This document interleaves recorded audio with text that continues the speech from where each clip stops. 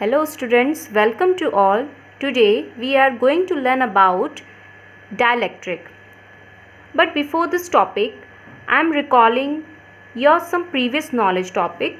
These are conductors,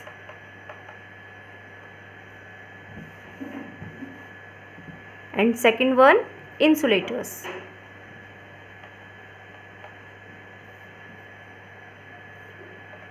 As you all know that conductors have free electrons. They have free electrons. So due to presence of free electrons, conductors can allow current. They can allow current.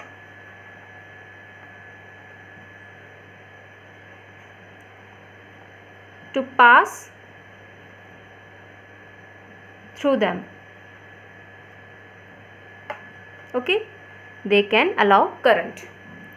Now second one, अगर हमने conductor पे कोई भी battery या cell को connect कर दिया तो उस केस में कंडक्टर्स के थ्रू कोई भी इलेक्ट्रिक फील्ड भी फ्लो हो सकता है. सो सेकंड पॉइंट क्या होगा? Electric field.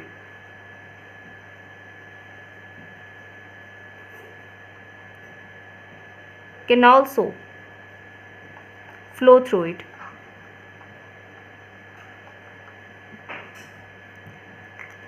अब बात आती है इंसुलेटर्स में. ओके, अब इंसुलेटर्स की जब हम बात करते हैं तो ये हमारे पास टू फर्दर्स टाइप में डिवाइड होते हैं. बट दोनों केसेस में जो हमारे पास टाइप 1 या फिर टाइप 2 होता है, दोनों केसेस के लिए एक चीज़ इसमें कॉमन रहती है. वो क्या रहता है? जैसे कि कंडक्टर्स में फ्री इलेक्ट्रॉन्स की प्रेजेंस होती है, वैसे इसके ही अपोजिट इंसुलेटर्स में they do not have free electrons. They do not have free electrons. Why? वो इस वजह से बिकॉज इंसुलेटर्स के एटम में जो भी वैलेंस शेल्स में इलेक्ट्रॉन्स होते हैं वो बहुत ही टाइटली बाउंड रहते हैं अपने ही न्यूक्लियस के साथ, जिसकी वजह से वो ईजिली फ्री आउट नहीं हो पाते. इसी कारण इंसुलेटर्स में फ्री इलेक्ट्रॉन्स नहीं होते हैं. लेकिन कंडक्टर्स के केस में क्या होता है? उनके एटम्स के जो वैलेंस शेल में फ्री इलेक्ट्रॉन, जो भी इलेक्ट्रॉन्स होते हैं वैलेंस इलेक्ट्रॉन्स, उनका बाउंडेशंस अपने न्यूक्लियस के साथ बहुत ही कम होता है, जिसकी वजह से थोड़ी सी एनर्जी पाते ही रूम टेम्परेचर में ही वो क्या कर जाते हैं? फ्री हो जाते हैं अपने एटम्स के से, और वो क्या कहलाए जाते हैं? Free electrons. सो कंडक्टर की खासियत क्या है? उसके पास फ्री इलेक्ट्रॉन्स है, तो जिसकी वजह से वो अपने अंदर करंट फ्लो करवा सकता है. और दूसरा क्या बताया मैंने यहाँ पे कि उसके कंडक्टर के थ्रू इलेक्ट्रिक फील्ड भी फ्लो हो सकता है. नाउ इंसुलेटर्स में क्या है? दे do not have any free electrons. जब उसमें फ्री इलेक्ट्रॉन्स नहीं है तो अभी मैंने बताया था इंसुलेटर के दो टाइप हैं, टाइप 1. अब टाइप 1 में क्या होगा? देखिए, टाइप 1 एंड टाइप 2. टाइप 1 जो इंसुलेटर होता है उसमें भी फ्री इलेक्ट्रॉन्स नहीं होते हैं, और साथ ही साथ जब उनमें फ्री इलेक्ट्रॉन्स नहीं होंगे तो it means they can not allow current. They can't allow current. Type 2 में भी यही है, they can't allow current. But हम इसके अगर सेकेंड पॉइंट में आए तो सेकेंड पॉइंट इन दोनों में डिसिमिलैरिटी अराइज करती है. सेकेंड पॉइंट क्या है कि जो हमारे पास टाइप 1 के इंसुलेटर्स होते हैं, अगर इनको हम किसी भी एक्सटर्नल इलेक्ट्रिक फील्ड में रखते हैं तो उस केस में इसके अंदर कोई भी इलेक्ट्रिक फील्ड जनरेट नहीं होता है. So second point type first में क्या होगा? Electric field can't flow through it. इसमें इलेक्ट्रिक फील्ड सेटअप नहीं होता है। ओके, लेकिन जो टाइप 2 है, टाइप 2 में देखिए इसमें क्या था, they can't allow current, but अगर हमने टाइप 2 वाले इंसुलेटर्स को, कुछ इंसुलेटर्स ऐसे होते हैं जिनको हम कभी अगर किसी एक्सटर्नल इलेक्ट्रिक फील्ड में रखते हैं तो वो क्या हो जाते हैं, पोलराइज हो जाते हैं। पोलराइज होने पर उनके ही अंदर एक इलेक्ट्रिक फील्ड सेटअप हो जाता है। तो ऐसे टाइप के जो हमारे पास इंसुलेटर्स होते हैं उन्हें हम क्या कहते हैं, डाई इलेक्ट्रिक्स कहते हैं, डाई इलेक्ट्रिक। और सेकंड में यहाँ पे पॉइंट में क्या बताया था, electric field can flow through it. So अगर मैं आपसे डाई इलेक्ट्रिक की बात करूँ तो डाई इलेक्ट्रिक किस टाइप का मटेरियल है, डाई इलेक्ट्रिक एक ऐसा इंसुलेटिंग मटेरियल है या फिर नॉन कंडक्टिंग मटेरियल है जिस पे फ्री इलेक्ट्रॉन्स नहीं होते हैं और ये करंट को पास नहीं कर सकता है। बट अगर हमने इस मटेरियल को किसी भी एक्सटर्नल इलेक्ट्रिक फील्ड के अंदर रखा है तो उसके अंदर इलेक्ट्रिक फील्ड सेटअप हो जाता है। तो ऐसे टाइप के इंसुलेटर्स को, ऐसे टाइप के मटेरियल्स को हम क्या कहते हैं यहाँ पे, डाई इलेक्ट्रिक। अब इसे ज़रा डिटेल्स में देखते हैं किस तरीके से डाई इलेक्ट्रिक कितने टाइप्स के होते हैं। सो अगर हम डाइलेक्ट्रिक देखें तो डाई इलेक्ट्रिक जो होता है, types of dielectric,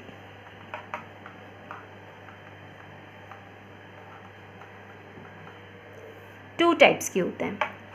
first one कौन सा होता है, फर्स्ट वन होता है polar dielectric and second one होता है नॉन पोलर डाइलेक्ट्रिक।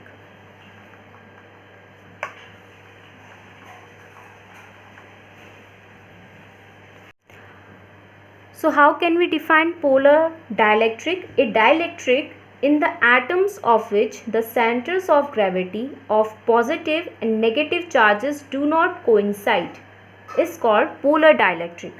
जैसे कि अगर मैं यहाँ पे बात करूँ, कोई भी एक पर्टिकुलर एग्जाम्पल ले लेते हैं, HCl, H2O, CO2 एट्सेट्रा। अगर मैं इनका कोई एक मॉलिक्यूल ड्रॉ करूं तो उस तरीके से, अगर समझ लीजिए हमारे पास क्या है, ये इसका मॉलिक्यूल है, ठीक है, जिसमें जो पॉजिटिव आयन होगा वो एक साइड होगा और जो हमारे पास नेगेटिव इलेक्ट्रॉन क्लाउड्स हैं वो एक साइड होंगे, जिसकी वजह से अगर मैं इन दोनों की अगर सेंटर ऑफ ग्रेविटी देखूँ तो पॉजिटिव आयन की सेंटर ऑफ ग्रेविटी क्या होगी, ये होगी, एंड नेगेटिव इलेक्ट्रॉन्स की जो सेंटर ऑफ ग्रेविटी वो ये होगी। तो इट मीन्स दोनों की जो सेंटर ऑफ ग्रेविटी है वो एक दूसरे से कोइंसाइड नहीं कर रही है, नॉट कोइंसाइड। हमें यहाँ पे दोनों पोल्स अलग अलग दिख रहे हैं, पॉजिटिव चार्ज अलग दिख रहा है, नेगेटिव चार्ज अलग दिख रहा है। तो ऐसे टाइप के डाइलेक्ट्रिक को हम क्या कहते हैं, polar dielectric. Non polar dielectric क्या होते हैं, इनमें जो भी आपके एटम्स होंगे या मॉलिक्यूल्स होंगे वो कैसे होंगे, उनका पॉजिटिव आयन और जो नेगेटिव इलेक्ट्रॉन क्लाउड्स हैं उनकी सेंटर ऑफ ग्रेविटी आपस में कोइंसाइड करेगी। इस तरीके से जो पॉजिटिव चार्ज न्यूक्लियस होगा वो बीच में होगा और इसके ऑल अराउंड नेगेटिव इलेक्ट्रॉन्स का क्लाउड होगा। तो अगर हम दोनों की यहाँ पे सेंटर ऑफ ग्रेविटी ले तो वो कहाँ की तरफ आएगी, सेंटर में ही होगी। इट मीन्स दोनों की सेंटर ऑफ ग्रेविटी यहाँ पे कोइंसाइड करेगी। तो इस टाइप के मटेरियल्स को हम क्या कहते हैं, नॉन पोलर डाइलेक्ट्रिक कहते हैं, कोइंसाइड्स। इसके एग्जाम्पल्स क्या क्या होंगे, oxygen, O2, H2, Cl2 etcetera, ये सारे के सारे एग्जाम्पल है नॉन पोलर डाइलेक्ट्रिक के। अब अगर हम सिंपली बात करें हम डाइलेक्ट्रिक में और क्या क्या यूज़ कर सकते हैं, जैसे कि अभी मैंने बताया था एक ऐसे टाइप के इंसुलेटर्स जिनको जब हम किसी भी एक्सटर्नल इलेक्ट्रिक फील्ड के अंदर रखते हैं तो वो क्या हो जाता है, इलेक्ट्रिक फील्ड सेटअप कर लेता है, तो उसको हम क्या कहते हैं, डाइलेक्ट्रिक कहते हैं। तो वो बिहेवियर भी हम यहाँ पे देख लेते हैं क्योंकि इम्पॉर्टेंट वही है। अब किस तरीके से समझ लीजिए, हमने यहाँ पे कुछ एग्जाम्पल्स मैं ले रही हूँ डाइलेक्ट्रिक के, कौन कौन से यहाँ पे डाइलेक्ट्रिक की तरह बिहेव करते हैं। तो जैसे कि ग्लास हो गया, ग्लास, रबर, प्लास्टिक, इसके अलावा mica sheet, ceramic, many oxides of metals, distilled water,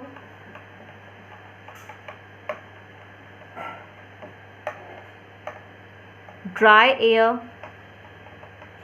etcetera, ये सारे के सारे डाइलेक्ट्रिक का काम करते हैं। अब ये डाइलेक्ट्रिक किस तरीके से इलेक्ट्रिक फील्ड सेटअप करता है, तो उसके लिए हम यहाँ पे सबसे पहले एक एक्सटर्नल इलेक्ट्रिक फील्ड सेटअप करवाते हैं। ओके, तो ये है हमारे पास दो चार्ज प्लेट्स, ठीक है। तो एक जो चार्ज प्लेट है वो है positive and second one is negative, this is second charge, negative charge plate. Okay, अब आपको पता है कि ये जो हमारे पास चार्ज प्लेट है, पैरेलल चार्ज प्लेट हैं, इनके बीच में एक इलेक्ट्रिक फील्ड जनरेट होगा। कैसा टाइप का होगा? यूनिफॉर्म इलेक्ट्रिक फील्ड जनरेट होगा। और यूनिफॉर्म इलेक्ट्रिक फील्ड कैसा होता है? जो भी इलेक्ट्रिक फील्ड लाइंस होती है वो पैरेलल फॉर्म में होती हैं। और अगर हम हर एक पॉइंट पे देखें इलेक्ट्रिक फील्ड, तो उसकी वैल्यू क्या निकल के आती है? इक्वल निकल के आती है, कांस्टेंट इलेक्ट्रिक फील्ड होता है, ठीक है। तो इस तरीके से ये यूनिफॉर्म इलेक्ट्रिक फील्ड सेटअप हो रखा है। जब यहाँ पे बीच में कुछ नहीं है, इनके प्लेट्स के बीच में कुछ नहीं है, वैक्यूम है और फ्री स्पेस है, तो उस केस में जो भी यहाँ पे मैक्सिमम इलेक्ट्रिक फील्ड होगा वो हमने क्या लेट कर लिया है? ई नॉट। सो ई नॉट यहाँ पे क्या लेट कर लेते हैं? यहाँ पे इलेक्ट्रिक फील्ड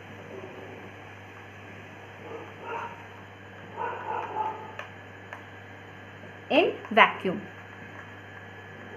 इन प्लेट्स के थ्रू जो क्रिएट हुआ। ओके, अब हमने सेकंड स्टेप क्या करना है? सेकंड स्टेप में मैं यहाँ पे क्या कर रही हूँ? इसी के ही गैप में मैं यहाँ पे एक डाइलेक्ट्रिक प्लेस कर दे रही हूँ। ओके, तो पहले से हम इरेज कर देते हैं।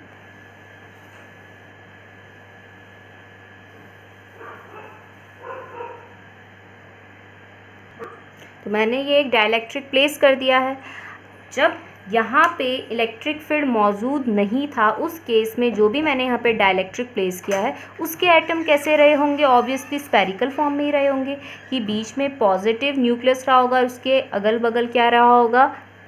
Electron clouds. तो इट मीन्स यहाँ पे किस टाइप के यहाँ पे एटम्स रहे होंगे? नॉन पोलर एटम रहे होंगे, इस तरीके से स्फेरिकल फॉर्म में, ठीक है।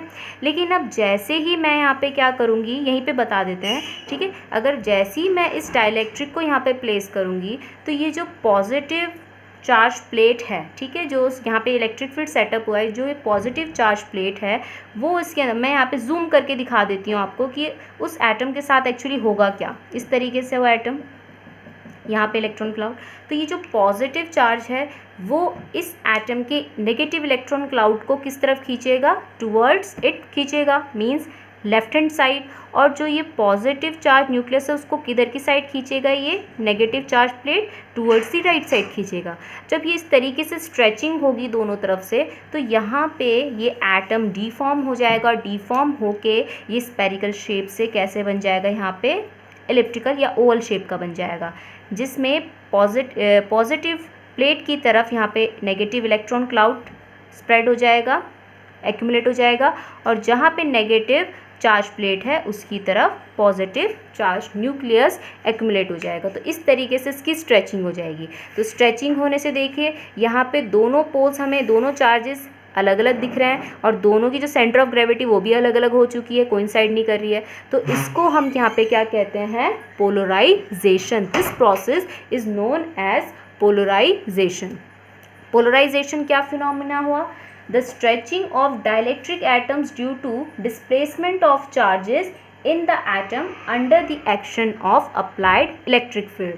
तो यहाँ पे जो स्ट्रेचिंग हो रही है, इसी पूरे प्रोसेस को हम यहाँ पे क्या कहते हैं? पोलराइजेशन कहते हैं। तो यहाँ पे अब ऐसे तो एक एटम है नहीं, बहुत सारे एटम से मिलके बना हुआ है, तो इसका स्ट्रक्चर कैसा होगा? इस तरीके से।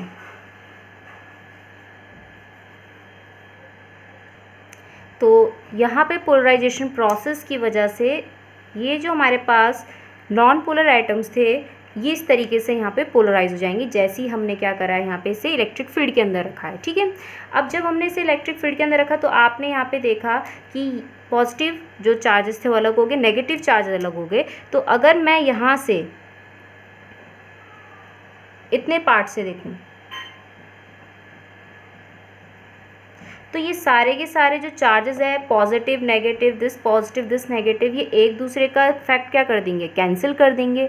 इफेक्ट कैंसिल करने पर सिर्फ जो यहाँ पे चार्जेस बचेंगे वो साइड में ये पॉजिटिव चार्जेस और यहाँ पे क्या बचेंगे, नेगेटिव चार्जेस। मतलब ये गायब नहीं होंगे, एक्चुअली ये एक दूसरे का इफेक्ट क्या कर देंगे, कैंसिल कर देंगे। ये होंगे वहाँ पे मौजूद, लेकिन ये एक दूसरे का इफेक्ट कैंसिल कर देंगे। तो यहाँ पे जो सिर्फ चार्जेस बचे रहेंगे कौन से, इधर की तरफ पॉजिटिव और इधर की तरफ नेगेटिव। इट मीन्स कि अगर मैं यहाँ पे बनाना चाहूँ तो इस साइड पॉजिटिव और इस साइड कौन से चार्जेस होंगे, नेगेटिव। तो इट मीन्स कि अब यहाँ पे एक इलेक्ट्रिक फील्ड सेटअप हो गया है, किसकी वजह से, ड्यू टू पोलराइजेशन की वजह से। और ड्यू टू पोलराइजेशन की वजह से इस पर्टिकुलर डाइलेक्ट्रिक का जो भी इलेक्ट्रिक फील्ड होगा वो किधर से किधर की तरफ होगा। ऑलवेज जब भी हम इलेक्ट्रिक फील्ड की डायरेक्शन लेते हो कहाँ से कहाँ की तरफ होती है, पॉजिटिव से नेगेटिव की तरफ। सो ड्यू टू पोलराइजेशन, तो पोलराइजेशन की वजह से जो भी यहाँ पे इलेक्ट्रिक फील्ड की डायरेक्शन होगी वो पॉजिटिव से नेगेटिव की तरफ होगी। और इसको हम इंडिकेट कर देते हैं EP से। So EP is electric field due to polarization of dielectric.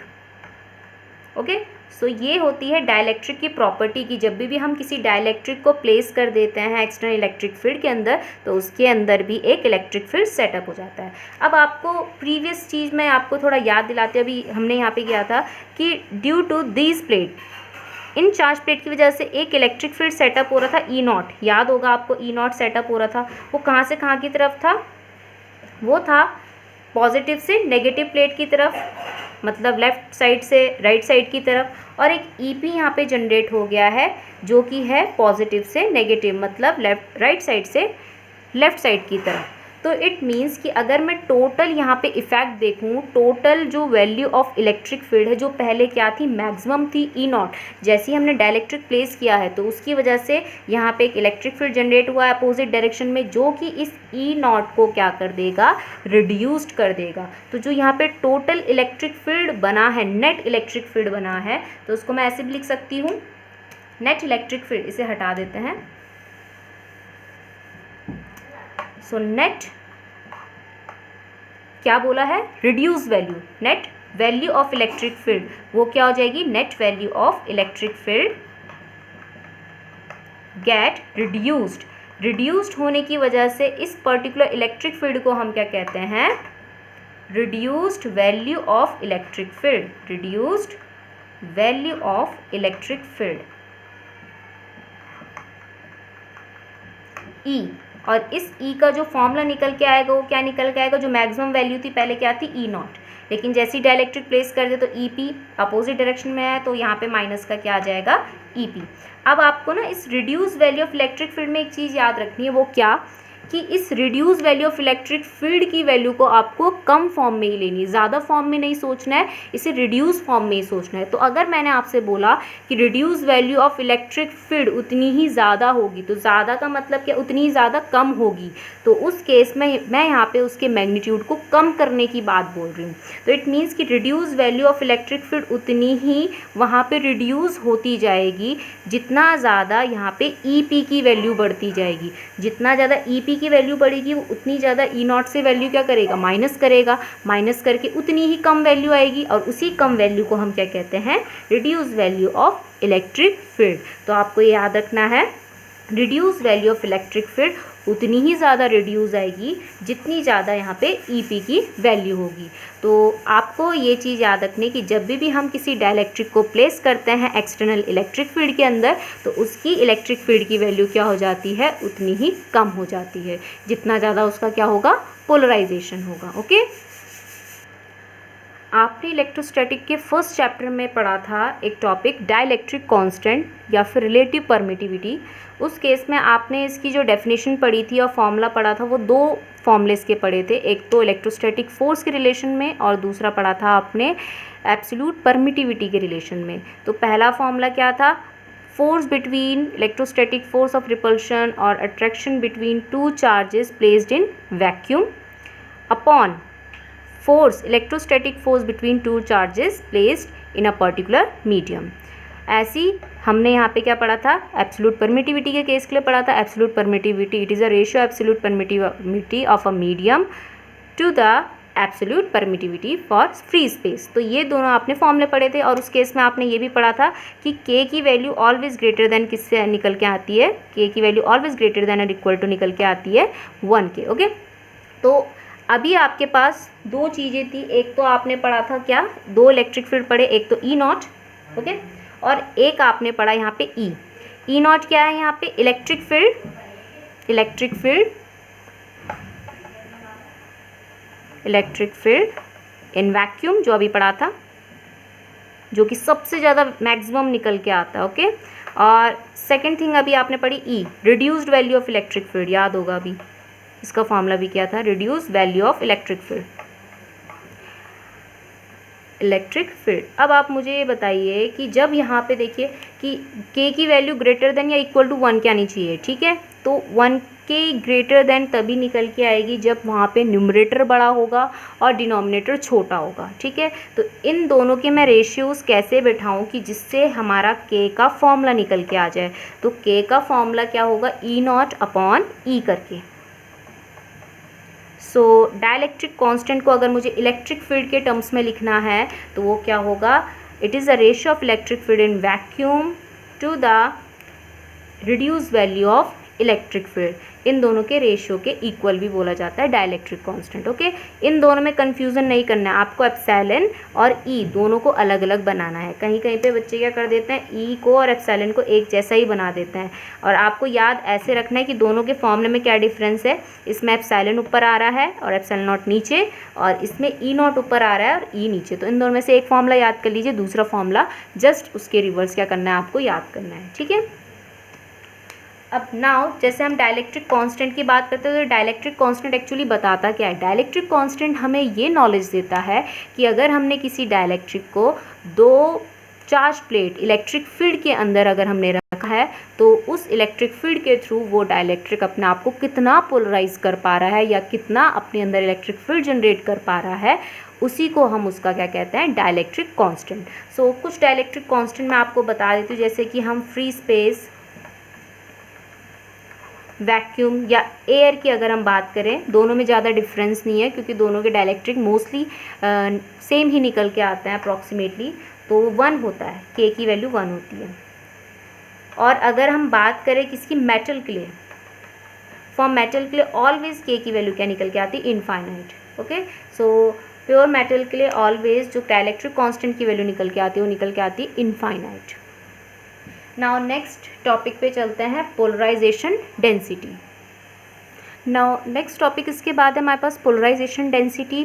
Polarisation density actually है क्या, जब भी हम डेंसिटी की बात करते हैं तो इट मीन्स हमें कोई क्वांटिटी लेनी है पर यूनिट वॉल्यूम के अकॉर्डिंग। अब पर यूनिट वॉल्यूम के अकॉर्डिंग हमें क्या लेना होता है, वहाँ पे पोलराइजेशन।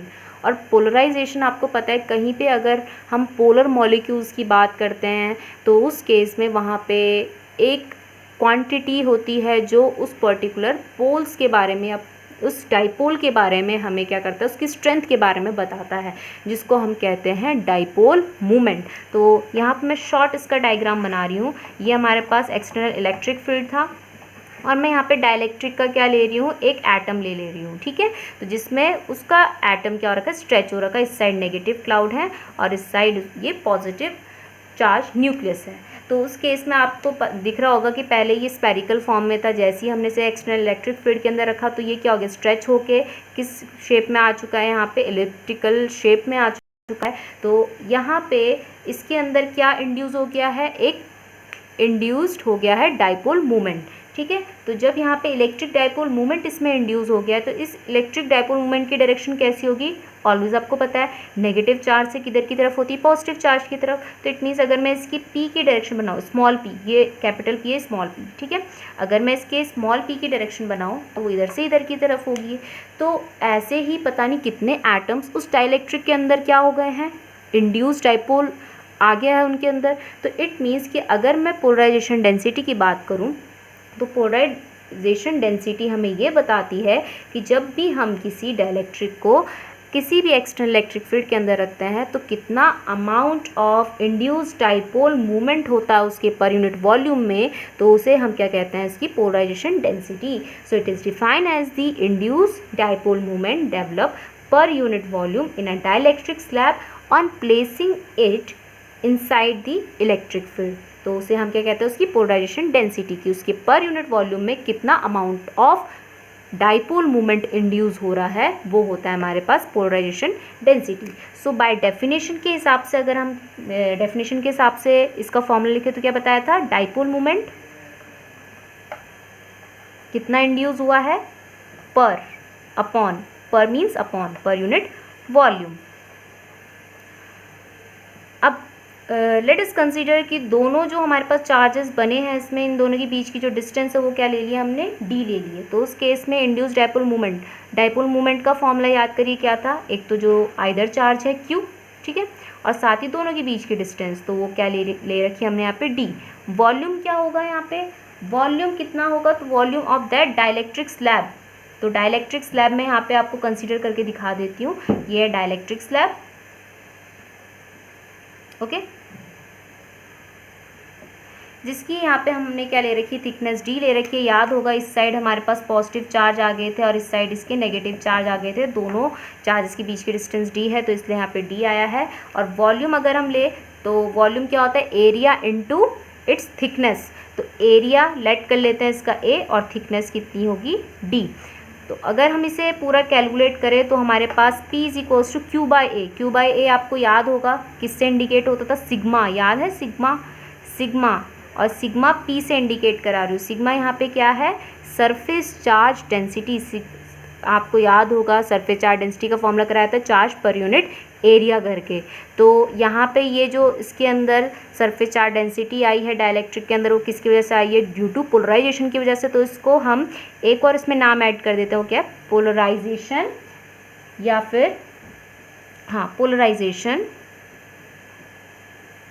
सरफेस चार्ज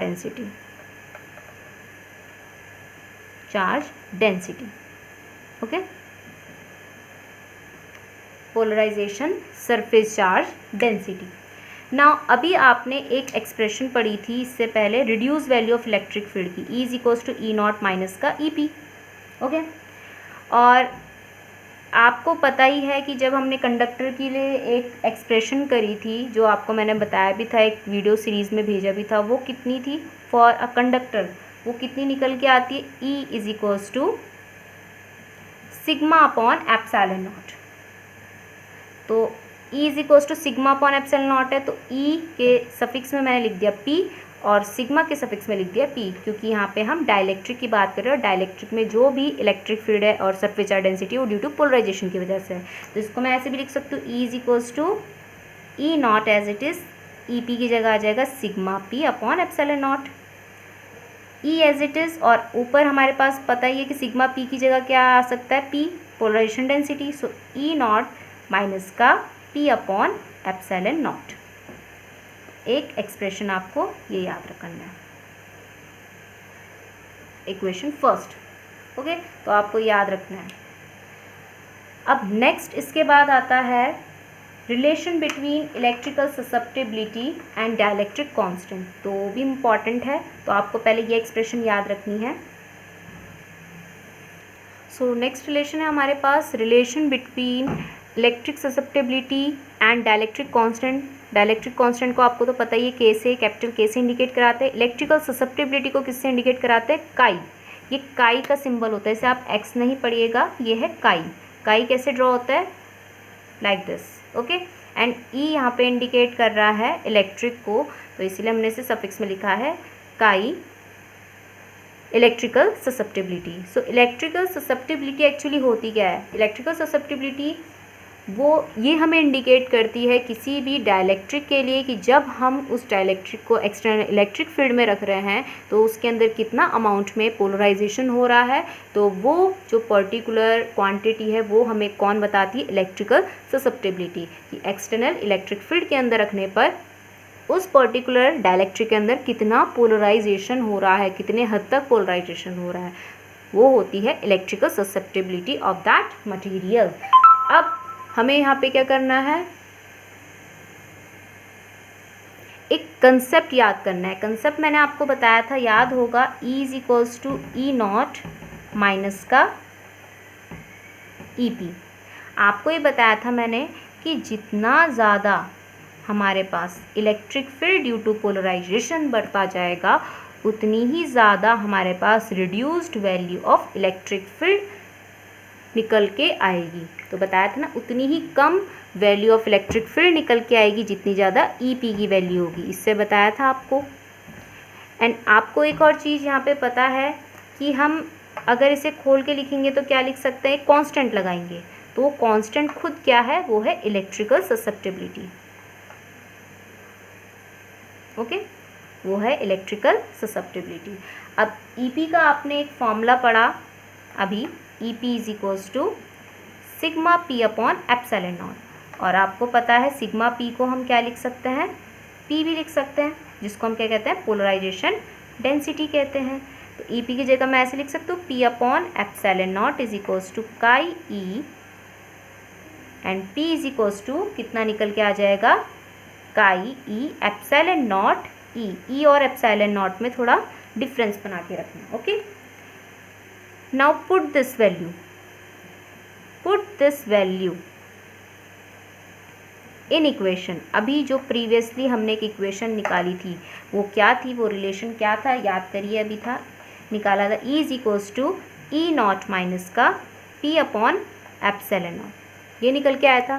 तो ये जो P की वैल्यू यहाँ पे प्लेस कर देते हैं, यहाँ पे प्लेस करेंगे E is equals to E naught minus का chi E epsilon naught E upon epsilon naught, जिसमें एप्सिलॉन नॉट से एप्सिलॉन नॉट कट हो जाएगा। ओके, अब यहाँ पे बात आती है, ये माइनस का जो काई ई है उसको इधर की तरफ लेके चले जाएंगे, तो ये माइनस का इधर जाके क्या हो जाएगा, प्लस का, तो हमारे पास आएगा ई नॉट यहाँ पे अकेला, E naught is equals to chi E plus का E. Okay, E naught as it is, इन दोनों में से कुछ चीज़ कॉमन आ रही है, वो है ई, और अंदर जो बचेगा वो क्या बचेगा, काई ई प्लस 1। इस ई को इसके नीचे लेके चले जाएंगे, तो ये हो जाएगा हमारे पास ई नॉट अपॉन ई काई ई प्लस 1। आपको डाइलेक्ट्रिक कांस्टेंट का एक फॉर्मूला पढ़ाया था, वो क्या था, याद होगा, डाइलेक्ट्रिक कांस्टेंट का फॉर्मूला पढ़ाया था ई नॉट अपॉन ई। तो अगर मैं इस एक्सप्रेशन को लिखूँ तो इसको ऐसे लिख सकते हैं, K is equals to chi E plus 1। So this is the relation between electrical susceptibility and dielectric constant. Okay, so इससे हमें क्या पता लग रहा है कि जो अगर मैं काई ई की वैल्यू निकालूँ, फॉर एग्जाम्पल जैसे K की वैल्यू तो हमें पता है ऑलवेज ग्रेटर देन या इक्वल टू 1 की ही होती है, अगर मैं काई ई की वैल्यू निकालूँ यहाँ से तो K माइनस 1 निकल के आएगी। इट मीन्स कि K की value if K is always greater than equal to 1 के निकल के आता है, तो काई ई की वैल्यू क्या निकल के आएगी, क्या क्या निकल के आ सकती है। तो अगर समझ ली K की वैल्यू अगर मैंने 1 के इक्वल लेट कर ली तो मिनिमम वैल्यू कितनी, 0। ओके, अब अगर K की वैल्यू ग्रेटर देन 1 होती जाएगी तो काई ई की भी वैल्यू क्या होती जाएगी, यहाँ पे ग्रेटर देन 1 नहीं, ग्रेटर देन 0 होती जाएगी। ठीक है, वो कैसे, जैसे कि अगर मैंने यहाँ पे K की वैल्यू 1 से ग्रेटर क्या रखी, 2, ज़रूरी नहीं कि 2 ही रखोगे, 1.1 भी हो सकती है, 1.2 भी हो सकती है। तो अगर मैं 1.1 रखती हूँ तो काई की वैल्यू क्या आएगी, 0.1 आएगी। तो इट मीन्स कि काई ई की वैल्यू, देन काई ई की value greater than equal to किससे निकल के आएगी, 0 से निकल के आएगी। ओके।